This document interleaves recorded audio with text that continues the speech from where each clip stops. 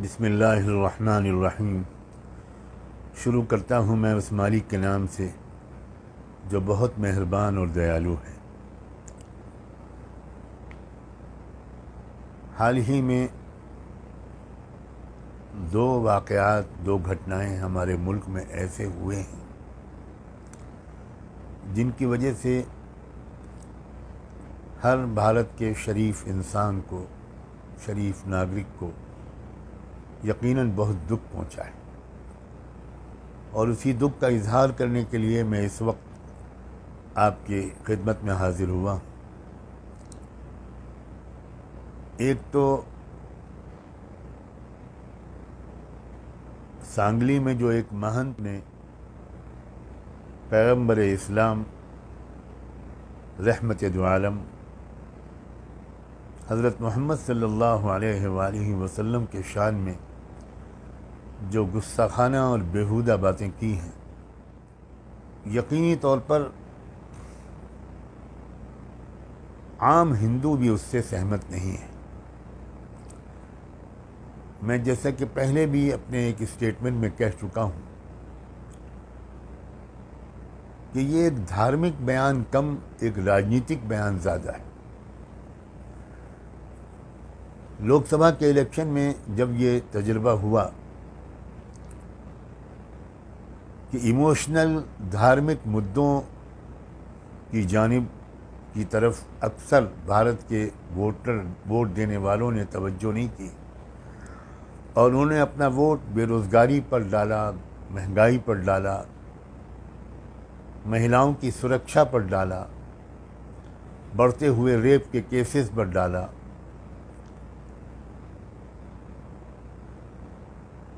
رام مندر میں جن بڑے بڑے گھوٹالوں کی خبریں آئیں اس کے خلاف اپنے غصے کا اظہار کرنے کے لیے ووٹ ڈالا۔ تو ایک بار پھر مہاراشٹر کے الیکشن سے پہلے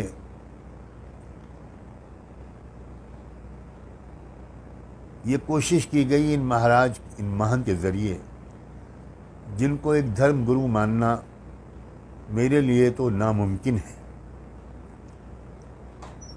انہوں نے ایک ایسا ایشو چھیڑا جس کی وجہ سے ان کی یہ کوشش تھی، جس کے ذریعے کہ مہاراشٹر میں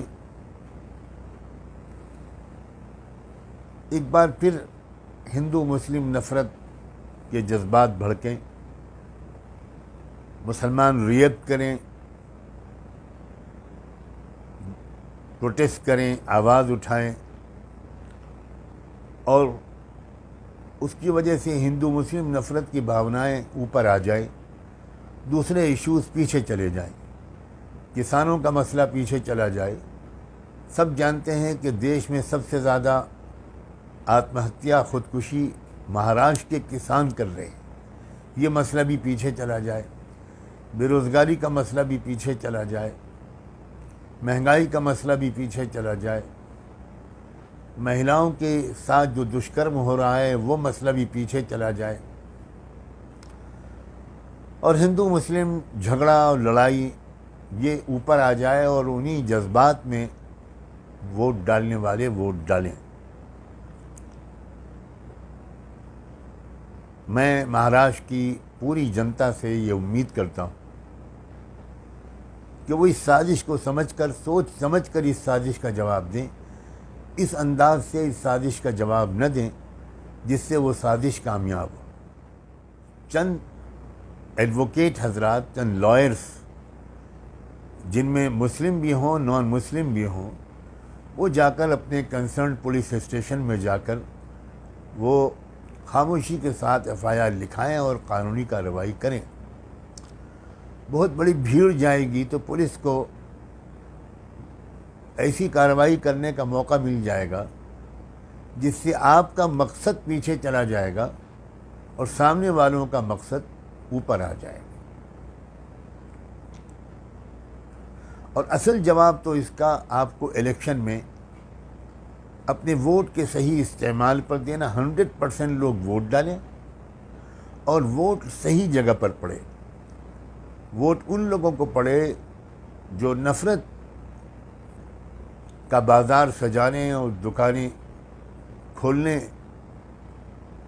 والوں کو کمزور کریں اور بھارت کو جوڑے، نہ کہ بھارت کو توڑے۔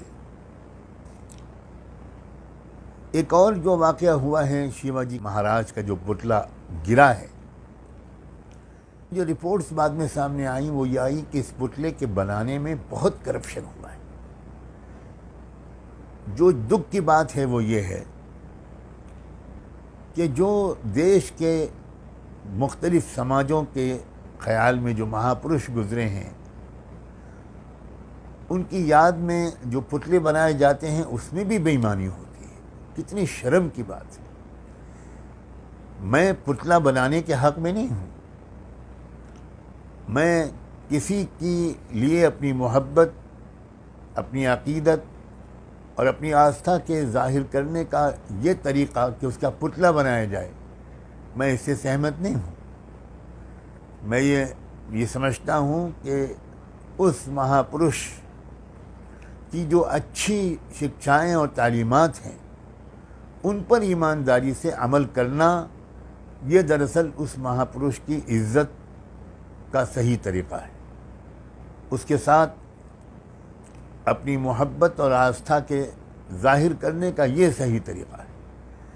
لیکن اس کے باوجود کہ میں پتلا بنانے کے حق میں نہیں ہوں، یہ بات کہ پتلے میں بھی چوری کی جائے، رام مندر میں بھی کرپشن کی خبریں بہت آئی ہیں۔ اگر یہ کرپشن نہ ہوتا تو ہزاروں کروڑ کی لاگت سے بننے والا وہ مندر پہلی برسات میں آنسو بہانا شروع نہ کرتا۔ کہاں پہنچ گیا ہمارے دیش کے لوگوں کا کریکٹر؟ یہ ہے چنتا کا وشے۔ اس بات کی عادت ڈالنی چاہیے تمام ملک کے شہریوں کو کہ وہ اپنے اپنے سماج کے دھرم گرو، مہاپرش، اچھے تربیت کرنے والے، علم سکھانے والے گزرے ہیں، ان کا وہ خود بھی احترام کریں اور پورے دیش کے تمام لوگ وہ بھی ان کا احترام کریں، وہ بھی ان کو آدر و سمان کریں۔ یہ دیش ڈائیورسٹی کا دیش ہے، اس کی یہی تو خصوصیت ہے۔ اگر لوگ اپنے اپنے مہاپرشوں کا احترام کریں گے اور دوسروں کا اپمان کریں گے تو ظاہر ہے کہ دیش میں نفرت پھیلے گی، نفرت آئے گی تو فساد ہوگا، توڑ پھوڑ ہوگا، دیش کی ہی پراپرٹی کا نقصان ہوگا، دیش کے ہی بہت قیمتی سرمایہ ضائع ہوگا۔ ہماری لا انفورسنگ ایجنسیز جیسے پولیس ہے، ان کی انرجی انہی کاموں میں چلی جائے گی، ایکسٹرا برڈن دیش کے بجٹ پر پڑے گا اور پھر اس کی مار کسانوں پر پڑے گی، مزدوروں پر پڑے گی، ٹیکس پیئر پر پڑے گی۔ کہاں تک اس کا نقصان پہنچتا ہے؟ تو میں اس بات کی اپیل کرتا ہوں ہر سماج کے اچھے لوگوں سے کہ وہ اپنے اپنے سماج میں یہ شکشا دینے کے لیے اب گھروں سے نکل پڑیں اور پورے سماج کے ایک ایک فرد کو ٹرین کریں، سمجھائیں، کارنر میٹنگز کریں، گاؤں میں جا کر گاؤں کے لوگوں کو اکٹھا کریں کہ نفرت کے چکر میں مت پڑنا، سب لوگ ایکتا اور میل جول کے ساتھ رہو، ایک دوسرے کے ساتھ سہیوگ کا معاملہ کرو، کوئی ہر ایک کے دکھ سکھ میں شریک ہو، تاکہ سب مل کر اپنے سماج کو اور اپنے اس عظیم ملک کو، اس دیش کو مضبوط کریں۔ کیونکہ دنیا کو اس وقت جس لیڈرشپ کی ضرورت ہے وہ خالی ہتھیاروں والی لیڈرشپ نہیں ہے، وہ ایک مورل، ادھیاتمک، اسپریچول ایک لیڈرشپ کی سخت ضرورت ہے۔ بینکرپٹ ہو چکی ہے پوری دنیا اس کے لحاظ سے، جس کی لاٹھی اس کی بھینس، اسی کلچر پر دنیا کے تمام ملک چل رہے ہیں۔ یہ ملک جو گاندھی کا ملک ہے، یہ ملک جو حضرت خواجہ معین الدین چشتی کا ملک ہے، حضرت خواجہ نظام الدین اولیاء کا ملک ہے، حضرت خواجہ گیسو دراز کا ملک ہے، بابا گرو نانک کا ملک ہے، مہاتما گوتم بدھا کا ملک ہے۔ اس ملک کو تو کم سے کم اپنی پہچان بنانی چاہیے، یونٹی ان ڈائیورسٹی، سب لوگ مل کر اپنے اپنے دھرم پر چلے اور سب لوگ مل کر ایک دوسرے کے دھرم کا احترام کریں، ان دھرموں کے ماننے والوں کو بھی عزت دیں، کسی کو کسی سے خطرہ محسوس نہ ہو۔ یہ خواب ہے جس کو دیکھنا ہم تو نہیں چھوڑیں گے، ہم نے بچپن سے یہ خواب دیکھے ہیں اور مرتے دم تک یہ خواب دیکھتے رہیں گے، اور لاکھوں کروڑوں دیش واسیوں کو اس بات کی دعوت دیتے رہیں گے، سمجھاتے رہیں گے کہ اپنی زندگی کا مشن محبت کی گنگا بہانے کو بنا لو، لوگ ایک دوسرے سے ملیں، ایک دوسرے کے گھر جائیں اور یہ نفرت کی چیزیں ختم ہوں، اور ہم نفرت کا بیوپاریوں کو بری طرح ناکام کریں۔ یہ بیان میرا اخلاقی ہے، راجنیتک نہیں ہے، مگر راجنیتی اگر اخلاق سے کٹ جائے تو وہ غنڈہ گردی ہو جاتی ہے۔ آنے والی الیکشنوں میں اس بات کا خیال رکھا جائے کہ نفرت کے بیوپاریوں کو ہم کو اور کمزور کرنا ہے۔ لوک سبھا میں آپ نے ان کو کمزور کیا، اب ویدھان سبھا کے الیکشنوں میں آپ کو ان کو بالکل دیوار سے لگا دینا ہے۔ میں اچھی امیدوں کے ساتھ شکریہ ادا کرتے ہوئے آپ سے اجازت چاہتا ہوں۔ بہت بہت شکریہ، خدا حافظ۔